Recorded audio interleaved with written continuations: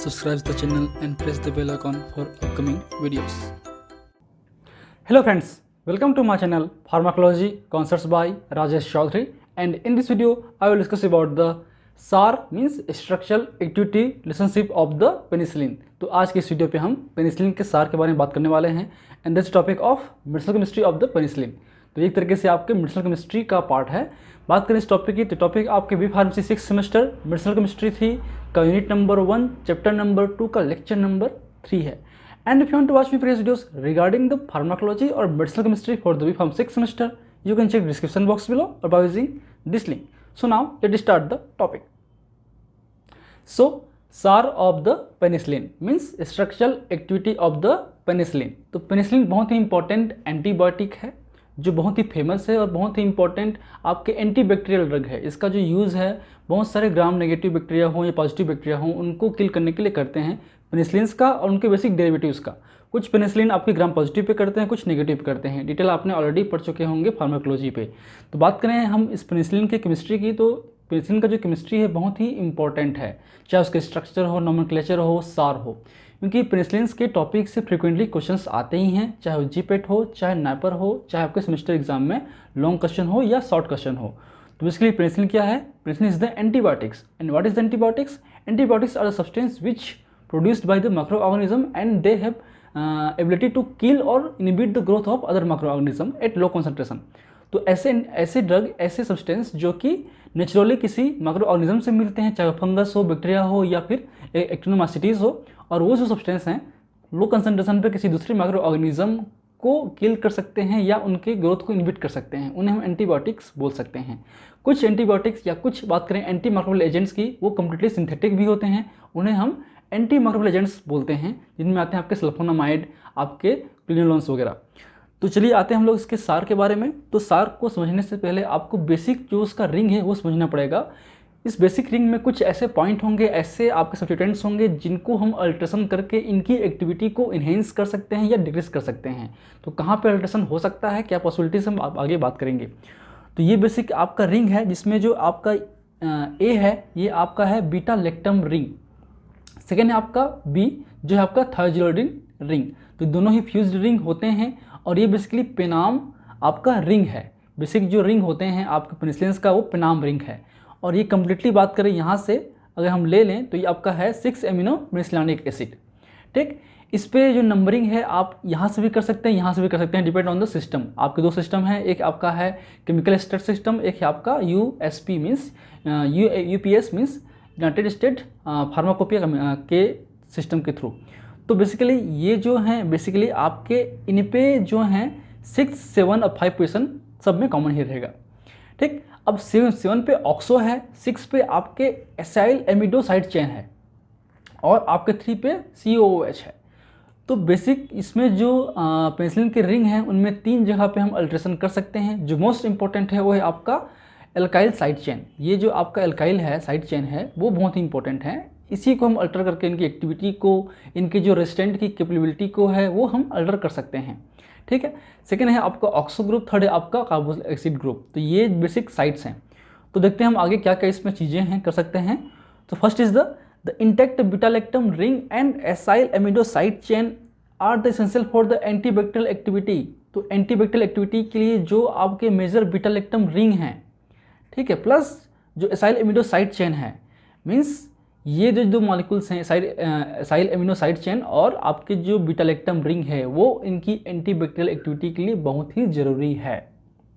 ठीक, इसके अलावा जो COOH है वो भी बहुत ज़रूरी है आपके जो पेनिसिलिन बाइंडिंग प्रोटीन्स हैं जो होते हैं बैक्टीरिया पे, जिसके थ्रू ये जो ड्रग हैं आपके इंटर कर सकते हैं सेल्स के अंदर पे, बैक्टीरिया सेल्स के अंदर पे, वो भी यही आपका जो COOH है वही एक तरीके से उस बाइंडिंग साइट्स को रिकॉग्नाइज करता है और बाइंड करता है।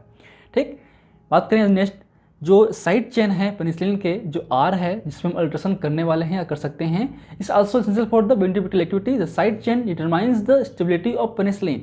It determines the stability of penicillins against the degradation by the acid और पेनिसिलिनेज। तो जो भी आपके डिग्रेडेशन है बाई एसिड के थ्रू हो, एमाइडाइज के थ्रू हो या आपके जो पेनिसिलिनेज एंजाइम के थ्रू हो, जिसे हम बीटा लैक्टमेज एंजाइम भी बोलते हैं, जो एक तरीके से आपके बैक्टीरिया से प्रोड्यूस होता है, और यही पेनिसिलिनेज एंजाइम बैक्टीरियल के लिए ड्रग रेजिस्टेंस का काम करते हैं।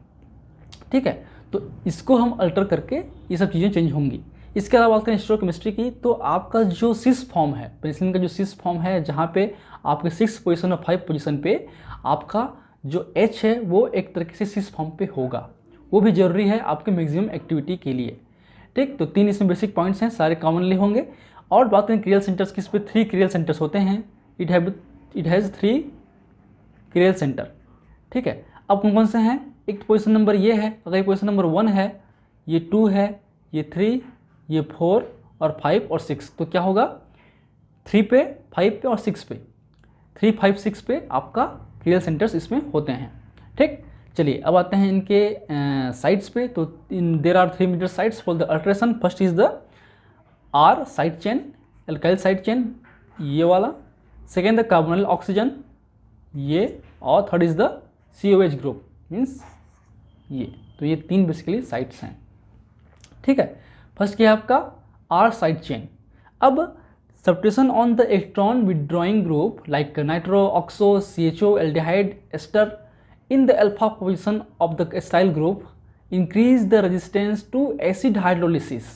अगर हम अल्फा कार्बन एटम पे, मतलब जैसे कि यहाँ पे R है, तो नॉर्मल केस की बात करें तो नॉर्मल में आपका जो बेंजाइल पेनिसिलिन है उस पर आपके क्या होते हैं, बेंजीन होता है और यहाँ पे CH2 होता है, इस तरीके से। ठीक है, यहाँ पे सपोज R की जगह पे हम लग देते हैं C6H5CH2, तो क्या हो गया बेंजाइल पेनिसिलिन। तो ये आपका कार्बोनिल है, तो ये आपका अल्फा कार्बोनेट है। इस अल्फा कार्बन पे अगर हम इलेक्ट्रॉन विड्रॉइंग ग्रुप ऐड कर दें, जैसे कि बात करें ऑक्सीजन की हो, एस्टर की हो, तो उनमें कहीं ना कहीं एसिड के लिए जो रेजिस्टेंस है, कैपेसिटी है, वो बढ़ जाती है। Enhance the resistance capacity for the acid. ठीक है, enhance the stability and by the decreasing the nucleophilicity at carbonyl oxygen. इससे क्या होगा, जो न्यूक्लियोफिलिसिटी है, इस आपके जो एरिया का न्यूक्लियोफिलिसिटी है वो कम हो जाता है, क्योंकि इलेक्ट्रॉन विड्रॉइंग है, इलेक्ट्रॉन अपनी ओर खींचेगा। ठीक है, इसीलिए एक तरीके से इनमें जो है स्टेबिलिटी बढ़ जाती है। एग्जाम्पल की बात करें वो है आपका फिनॉक्सी मिथाइल पेनिसिलिन, और जिसे हम बोलते हैं पेनिसिलिन भी बोलते हैं। ये आपका बेंजाइल पेनिसिलिन को हम बोलते हैं पेनिसिलिन जी। ठीक है, और फेनेथिसिलिन, तो ये आपके कुछ ड्रग हैं, जैसे कि बात करें ये आपका है पेनिसिलिन वी, जो आपके फिनॉक्सी मिथाइल पेनिसिलिन है। यहाँ पे बेंजाइल पेनिसिलिन होता, अगर ये CH2 डायरेक्टली होता तो आपका होता बेंजाइल पेनिसिलिन, वो एक तरीके से पेनिसिलिन जी है, नेचुरल अकरिंग पेनिसिलिन है। ठीक है, ये जैसे कि ये बात करें। ठीक, अब इस पर अगर हम लोग फिनॉक्सी मिथाइल पेनिसिलिन डाल दें, बाकी सब चीज़ें सेम रहेंगी। बाकी यहाँ से जो है कम्प्लीटली चीज़ें सेम रहेंगी, यह जो पोर्शन है वो चेंज नहीं होगा यहाँ से।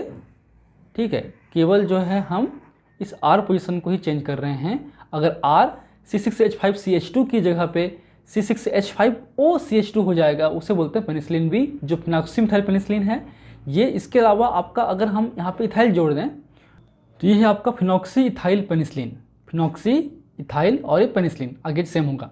तो ये फिनॉक्सी इथाइल पेनिसिलिन हम कॉमनली बोलते हैं आपके पेनेथिसिलिन को। लेकिन अगर हम IPC नॉमेनक्लेचर करें तो यहाँ पे आपका जो चीज़ें अलग होंगी, थोड़ी सी अलग होंगी, क्योंकि यहाँ पे इथाइल डायरेक्टली जुड़ा नहीं हुआ है। अगर यहाँ पे फिनॉक्सी प्लस CH2 होता तो होता फिनॉक्सी इथाइल पेनिसिलिन, आगे सेम होगा। लेकिन यहाँ पे आपका इस मिथाइल पे मिथाइल है, इसलिए चीज़ें अलग होंगी। जब हम बात करेंगे IPC नॉमेनक्लेचर सारे प्रोडक्ट का, तो हम इसमें बात करेंगे।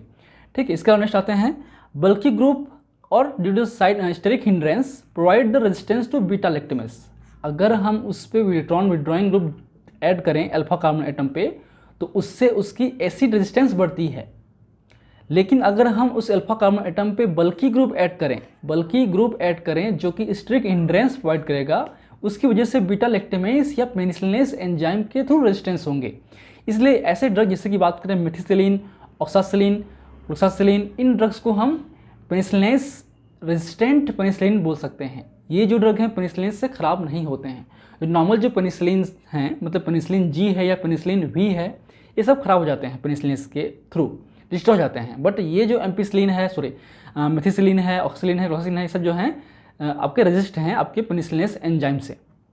ठीक है, देखिए अगर हम जैसे कि ये बात करें इस पोर्शन की, तो ये आपका अगर हम इस पर इस तरीके से रिंग ऐड कर दें तो ये क्या होगा 5, ये पोजीशन नंबर 5 है, ये 1, ये 2, ये आपका 3, ये 4 और 5। तो 4 पे जुड़ा हुआ है बाकी चीज़ें, यहाँ से ये बॉन्ड है, ये बॉन्ड है। ठीक है, यहाँ पे जुड़ा हुआ फिर COONH2 और बाकी सेम। तो 5 मिथाइल 3 फिनाइल, 5 पे मिथाइल है, 3 पे फिनाइल है, 4 पे 4 जुड़ा हुआ, इसलिए 4 पे आइसोऑक्साजोइल पेनिसिलिन, ठीक है, या आइसोऑक्साजोइल 4 या आइसोऑक्साफोरजोइल पेनिसिलिन भी हम बोल सकते हैं, या जो भी है, क्योंकि 4 पे जुड़ा हुआ है। ठीक, सेम बात करें मेथिसिलिन की, तो इस पे जो है आपके 2 जुड़ा हुआ है आपका मिथॉक्सी ग्रुप, इसलिए ये आपका 2 ये आपका 6, तो 2,6 डाइमिथॉक्सी, 2,6 डाइमिथॉक्सी ये फिनाइल पेनिसिलिन। ठीक, तो ये भी हम बोल सकते हैं, जो कि एक तरीके से बीटा लैक्टमेस या पेनिसिलिनेस रेजिस्टेंस पेनिसिलिन है। याद रखिए, ये आते हैं एग्जाम में, कौन सा एसिड रेजिस्टेंस है आपके, पेनिसिलिन बी या फिनॉक्सी पेनिसिलिन या फिर फिनॉक्सी मिथाइल या फिनॉक्सी इथाइल पेनिसिलिन। ठीक है, पेनिसिलिन बी और आपके फिनॉक्सी इथाइल पेनिसिलिन दोनों। कौन सा बीटा लैक्टमेस रेजिस्टेंस पेनिसिलिन है, उनमें आते हैं ऑक्सासिलिन, क्लोक्सासिलिन, मेथिसिलिन। ठीक है, आते हैं next, nature of the acyl amido side chain helps to determine the plasma protein binding. तो ये प्लाज्मा प्रोटीन बाइंडिंग को भी डिटरमाइन कर सकते हैं। The lipophilic group attached increases the plasma protein binding. अगर हम लिपोफिलिक ग्रुप ऐड कर दें, ठीक है, तो उससे जो प्लाज्मा प्रोटीन बाइंडिंग है वो बढ़ जाती है। जैसे कि बात करें हाइड्रोफिलिक ग्रुप की, एमिनो ग्रुप हो, एमिनो ग्रुप ऐड करेंगे तो उससे जो उसकी हाइड्रोफिलिसिटी है वो बढ़ जाती है। ठीक, तो जैसे कि बात करें हम लोग ऑक्सासिलिन हो या क्लोक्सासिलिन हो, ये जो ड्रग हैं वो आपके लिपोफिलिक ग्रुप उसमें ऐड हुआ है, उसकी वजह से जो प्रोटीन बाइंडिंग है वो बढ़ जाती है। कितनी होगी इसकी, 80 to 90%। जबकि जो एम्पिसिलिन है और एमोक्सिसिलिन है, जहाँ पे अल्फा कार्बन एटम पे पोलर ग्रुप है, जैसे कि बात करें एमिनो ग्रुप, तो एमिनो ग्रुप की वजह से उनकी पोलैरिटी इन्हेंस होती है, और पोलैरिटी इन्हेंस होने की वजह से उनकी प्रोटीन बाइंडिंग कम हो जाती है। ठीक है, तो प्लाज्मा प्रोटीन बाइंडिंग अगर बढ़ेगी तो उसकी टिश्यू प्रोटीन बाइंडिंग कम हो जाती है, साइड इफेक्ट्स भी कम आएंगे। ठीक, and the introduction of the polar group और ionized molecule into the alpha position of side chains like the amino in the benzyl carbon atom of penicillin G conferred the against the gram negative bacilli. तो अगर हम उस पे alpha position पे जैसे कि बात करें, जैसे कि आपका सपोज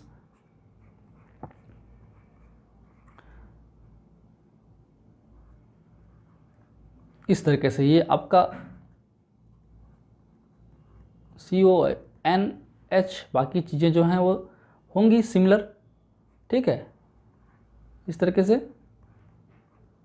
ठीक है, तो इस जो अल्फा कार्बन है उसमें अगर पोलर ग्रुप हम ऐड करेंगे NH2 की जैसे, जिसमें आते हैं आपके एमोक्सिसिलिन और एम्पिसिलिन, तो इनके केस में इनकी जो ससेप्टिबिलिटी है, एक्शन है, वो ग्राम नेगेटिव बेसिस पे होती हैं। जो नॉर्मल पेनिसिलिन है, जैसे कि बात करें पेनिसिलिन जी की हो, पेनिसिलिन की हो, या फिर क्लोक्सासिलिन की हो, आपकी मेथिसिलिन की हो, उनकी जो एक्टिविटी ग्राम पॉजिटिव पे बेहतर होती है। बट अगर हम पोलर ग्रुप ऐड करेंगे तो उनकी जो एक्टिविटी हो ग्राम नेगेटिव पे बढ़ जाती है।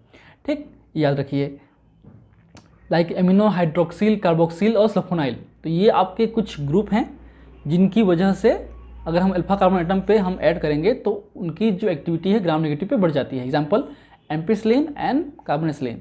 तो जैसे कि देख सकते हैं, ये आपका बेसिक बेंजाइल पेनिसिलिन है। जो पेनिसिलिन जी है ये एक्टिव होते हैं ग्राम नेगेटिव बैक्टीरिया के लिए। अगर हम इस अल्फा कार्बन एटम पे अगर हम एमिनो ग्रुप ऐड कर दें, इस तरीके से अगर हम एमिनो ग्रुप ऐड कर देंगे, ठीक है, तो क्या होगा, एक तरीके से इसकी एम्पिसिलिन है, ये आपका एमोक्सी है, क्योंकि यहाँ पे 4 पे पैरा पोजिशन पे हाइड्रोक्सी ग्रुप भी जुड़ा हुआ है। तो ये हो गया डी, मतलब उसका जो आइसोमर्स हैं डी, क्योंकि हाईली एक्टिव हैं। एल जो आइसोमर्स हैं वो एम्पिसिलिन या एमोक्सिलिन के L isomers is the less active than the D isomer. ये भी इंपॉर्टेंट क्वेश्चन है, इससे भी क्वेश्चन आ सकते हैं कि कौन सा आइसोमर एक्टिव है, हाईली एक्टिव है, तो D isomer is the highly active.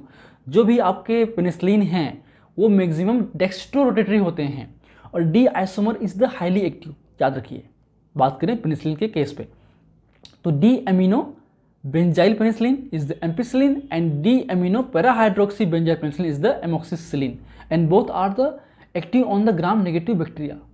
ठीक, ग्राम पॉजिटिव तो होते ही हैं, उसके अलावा ग्राम नेगेटिव पे भी अच्छी तरीके से होते हैं। जबकि पेनिसिलिन जी आपके जिसमें एमिनो ग्रुप नहीं होता है वो ग्राम पॉजिटिव पे ही काम करते हैं, ग्राम नेगेटिव पे एक्टिव नहीं होते हैं।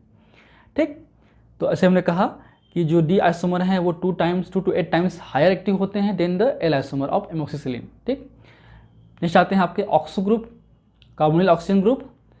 ये वाले बात करें तो it is ready for the nucleophilic attack, ये आपके न्यूक्लियोफिलिक अटैक के लिए रेडी रहते हैं, because the lone pair of the N atom, इस एटम पे जो लोन पेयर है it is not involve in the resonance, क्योंकि रेजोनेंस में इन्वॉल्व नहीं होते हैं, so it increases the means it this oxo group increase the stability of the ring and provide the better stability and activity. ठीक है, इसलिए होना जरूरी है। नेक्स्ट आपका कार्बोक्सिलिक एसिड ग्रुप। ठीक, तो बात करें हम इस पोजीशन की, तो सपोज ये आपका एम्पिसिलिन है, तो ये बात करें हम कार्बोक्सिलिक एसिड की, तो ये बहुत ही जरूरी है। तो carboxylic acid group is important for the activity, it importance to recognize the protein binding sites locate in the bacteria, helps to penetration in the bacterial cells and change in activity by the reduce in the alcohol form. जैसे कि suppose ये आपका bacteria है, तो यहाँ पे penicillin जो हैं डायरेक्टली इंटर नहीं करते, यहाँ पे होते हैं आपके PBS। ये जो पेनिसिलिन के मॉलिक्यूल्स हैं जिन पे COH होना ज़रूरी है, COR भी हो सकता है, क्योंकि उसकी स्टेबिलिटी के लिए अल्टीमेटली COH ही होगा, क्योंकि वो हमारे बॉडी में जाके मेटाबोलाइज्ड हो जाते हैं।